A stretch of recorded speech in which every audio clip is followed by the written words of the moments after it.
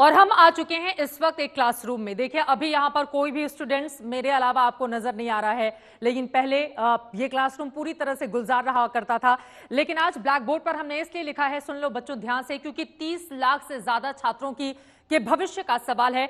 जो जो उनके मन में क्वेश्चन इस वक्त खड़े हो रहे हैं उन सभी का जवाब हम लेंगे। और सबसे ज्यादा महत्वपूर्ण ये भी है, देखिए 10वीं के कई पेपर्स हो चुके हैं, कुछ पेपर्स बाकी हैं, लेकिन 12वीं के छात्रों के लिए मुसीबत कहीं ज्यादा है, क्योंकि उनके कई महत्वपूर्ण पेपर अभी हुए नहीं है। आगे की तैयारी को लेकर भी उनके सामने क्वेश्चन है, और इसके अलावा वो एडमिशन कहां ले ये भी उनके मन में सवाल खड़े हो रहे हैं। इसी वजह से आज हमने ये खास क्लासरूम अपने दर्शकों को और खास तौर से उन छात्रों के लिए बनाया है जिनका मन परेशान है, जिन्हें समझ में नहीं आ रहा कि वो क्या करें। और इसी वजह से अब मैं आज के हमारे जो टीचर हैं, इस वक्त खुद मानव संसाधन विकास मंत्री रमेश पोखरियाल निशंक जी जुड़ चुके हैं आज तक के साथ। रमेश पोखरियाल निशंक जी, बहुत स्वागत है आज तक पर आपका सर। और लॉकडाउन के दौरान अभिभावकों को लग रहा है, उनके छात्र जिस तरह से परेशान हैं, बहुत सारे सवाल उनके मन में हैं। मैं चाहूंगी उनकी परेशानियों का आप समाधान करें, और एक एक करके मैं जो क्वेश्चंस भी हमारे पास छात्रों के आए हैं मैं आपसे लूंगी।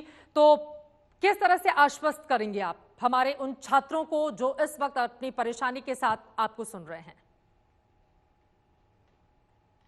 मुझे लगता है कि अब अभिभावकों को हमने शैक्षणिक कैलेंडर भी जारी किया है, और सबको ऑनलाइन जो शिक्षा है वो किस तरीके से उस पाठ्यक्रम को पढ़ा सकते हैं। दीक्षा पोर्टल है, ई लर्निंग है, स्वयं प्रभा है।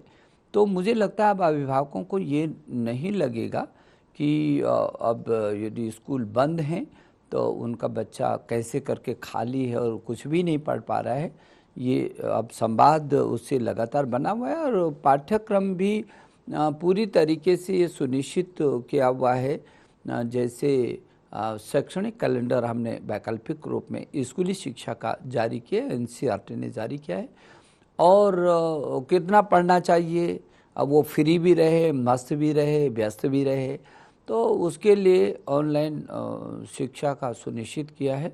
और उच्च शिक्षा का भी हम लोगों ने अभी शैक्षणिक कैलेंडर जारी किया है, जिसमें जुलाई से परीक्षाएं शुरू होंगी। लेकिन जिन क्षेत्रों में जुलाई तक भी स्थिति सामान्य नहीं होती है, उनके लिए वैकल्पिक व्यवस्था भी सुनिश्चित कर दी गई है। और इधर सीबीएसई बोर्ड की जो परीक्षाएं थी, तो उसमें कुछ हाई स्कूल की कुछ परीक्षाएं रह गई थी और कुछ इंटर की रह गई थी। वैसे तो कुल 83 पेपर्स रह गए थे, लेकिन 29 पेपर ही मुख्य विषय के उन्हीं को करेंगे। जो वैकल्पिक विषय हैं उनको आंतरिक मूल्यांकन के आधार पर करेंगे। इसलिए इन छात्रों को अब पूरी तरीके से कोई शंका करने की ज़रूरत नहीं। और अभिभावक भी मैं उनसे अनुरोध करूंगा कि वो जो ऑनलाइन पाठ्यक्रम हम लोगों ने शुरू किया उसमें वो बच्चे की मदद करें।